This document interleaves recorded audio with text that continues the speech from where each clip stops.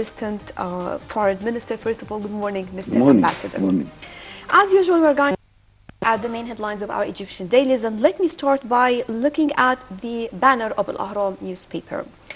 President Abdel Fattah el-Sisi said on Thursday that Egypt is completely ready to work with its partners to protect foreign citizens and wants normal travel to resume as soon as possible.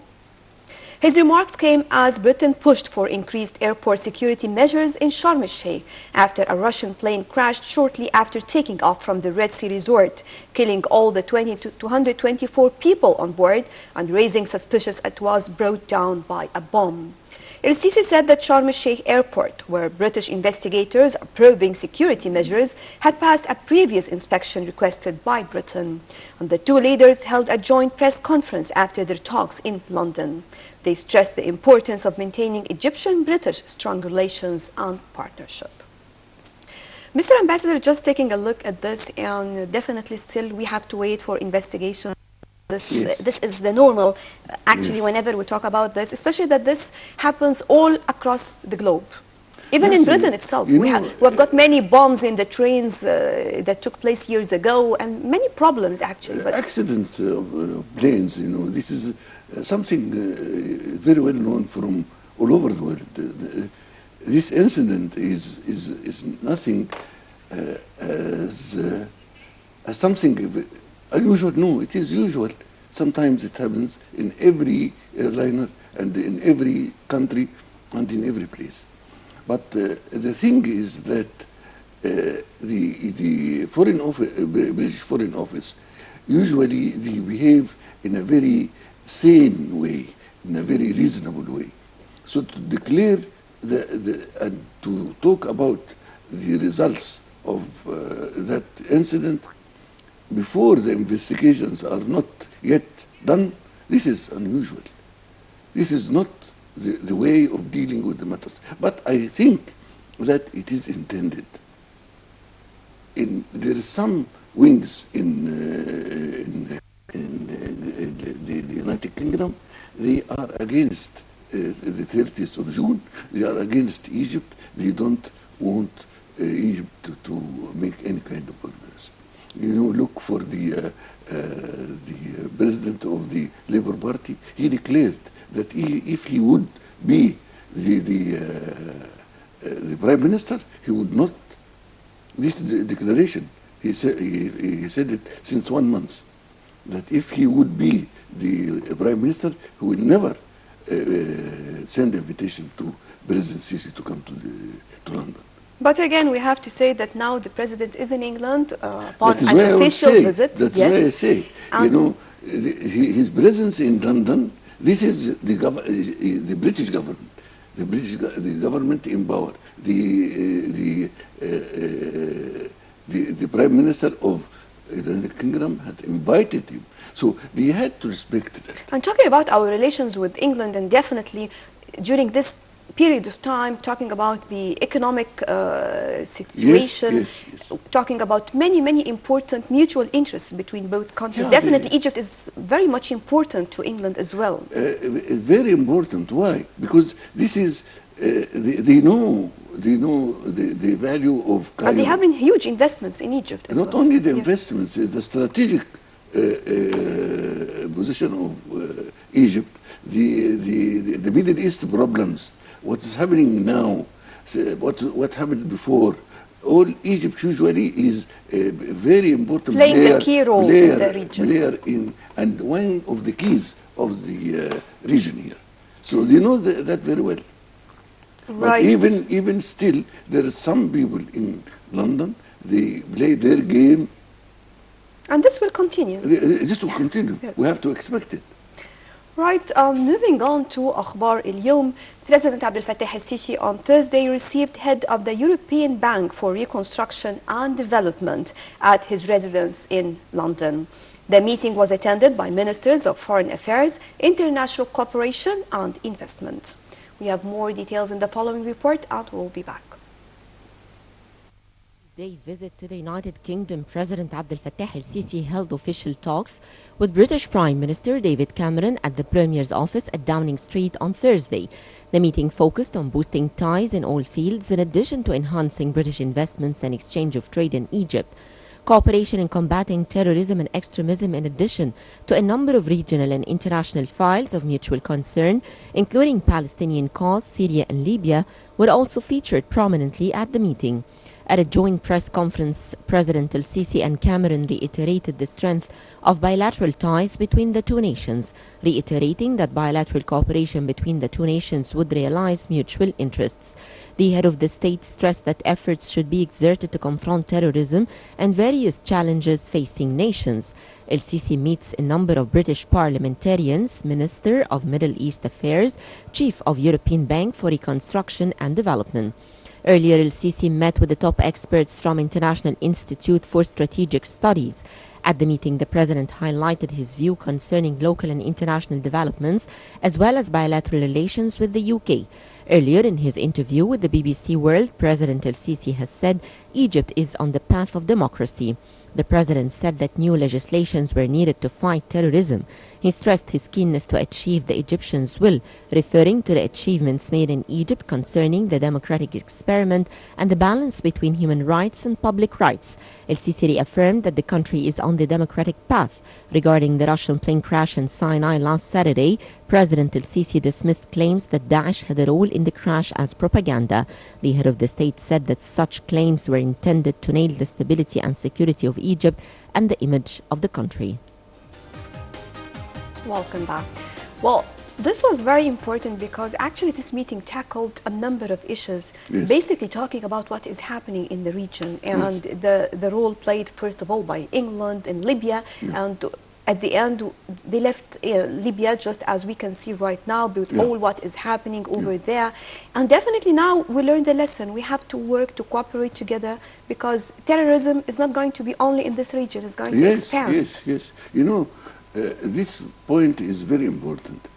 Until now, there are some countries, they don't look at terrorism as a menace for them, a threat for them.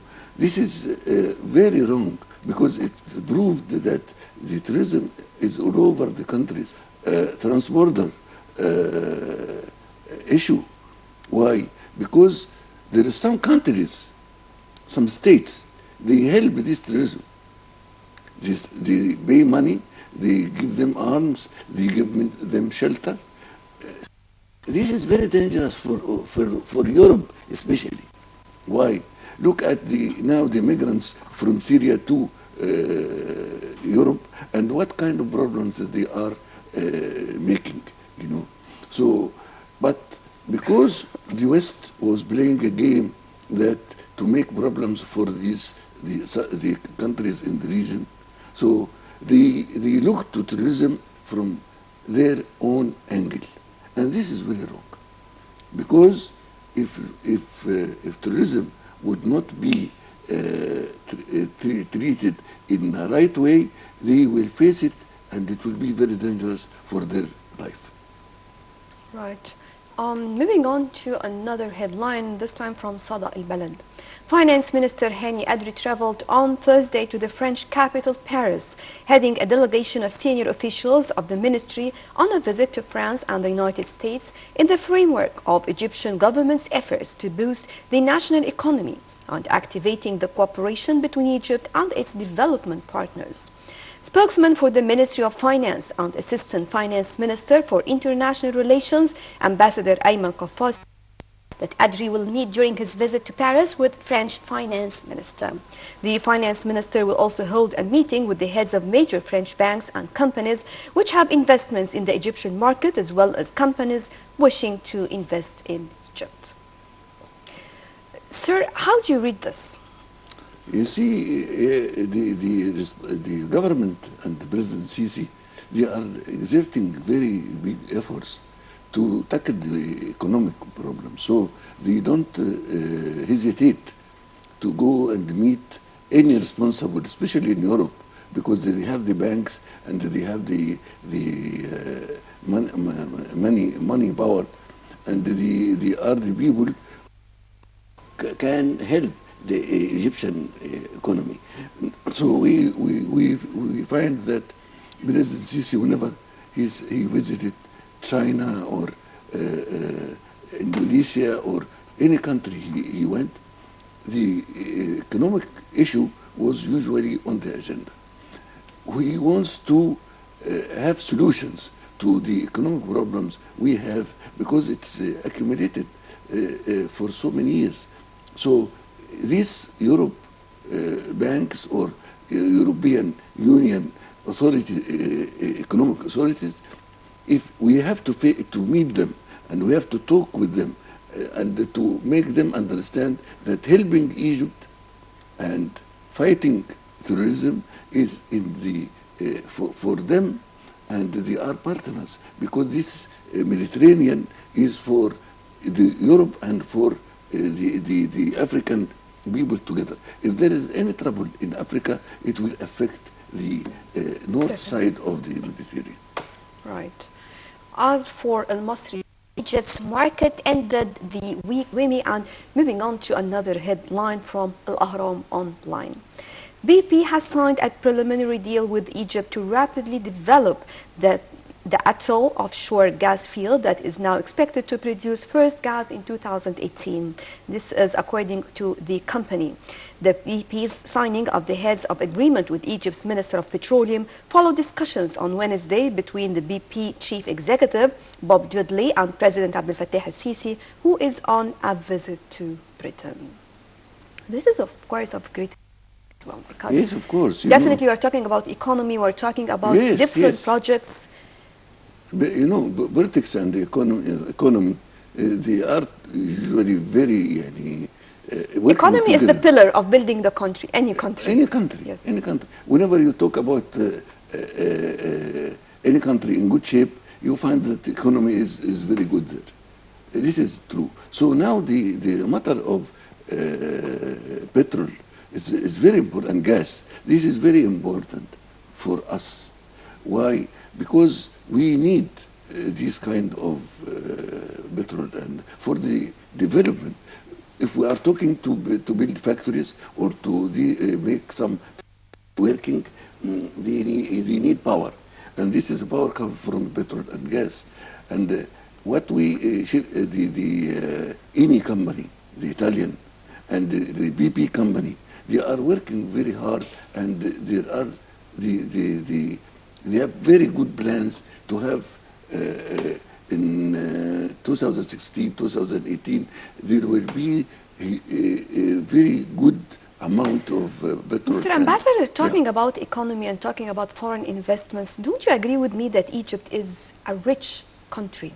And here in Egypt, we have many millionaires, billionaires, Egyptian people, actually businessmen. They are very much professional. That's very, very important. Very important. And if we can just give them all facilities and solve their problems, maybe they can start. And when they start, definitely will be the best example to anyone to come to invest in Egypt. Especially that they have huge investments outside Egypt. You are very right. If there is some milliardaires here in Egypt, and if we have some economic problems, if they come together and work together. It is not economic problems, it's the facilities, and they have certain points that they need to be discussed, problems that they need to solve, many things like this. In 1920 something like that, Talal Harb came and asked the Egyptian people to make this Bank Masr, the Misr Bank, and it made great success. So what the point you are raising is very important. And those, they made their money from the effort and from the production of the Egyptian people. And they will again have profit. So they have to come together, solve some problems. If a rich man in a village look to that village and what kind of problems that village has, I think the beginning of solving the problems comes from the village, from the base. But even not only the social responsibility, I'm talking also about making it a win-win situation, because definitely, just as you mentioned, they will gain money talking about They will such gain money. huge projects. They will take profits. Whether we're talking about the new capital, we are talking about the new access of Nile, any project talking about the power in general, renewable power, energy. Yeah, this is true. You know, I want to say that we can build, you know, the Chinese, they build their country like that. In Singapore, they built their country like that. In China, they built their country like that. We have to have kind of campaign between us all, Egyptians. We have to work together for solving this kind of economic problem, one by one. If we do like that, we can make very, very good results, really. And we can build it all inside Egypt. Yes, this is true. Right. Ambassador Ibrahim Chouemy, Foreign Assistant, Foreign Minister, thank you very much for joining us. Thank you very much. You are welcome. And right now, moving on to a quick break, and we'll be back to resume the breakfast show.